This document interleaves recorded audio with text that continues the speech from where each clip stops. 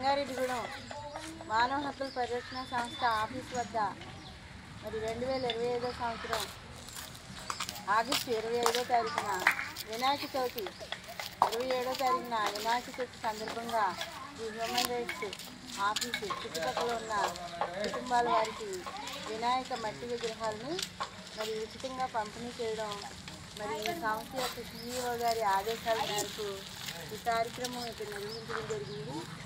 దీనిలో భాగంగా మరి హ్యూమన్ రైట్స్కి సంబంధించి ఆఫీస్ స్టాఫ్ అంతా పాల్గొని ఈ కార్యక్రమాన్ని నిర్వహించడం జరుగుతుంది.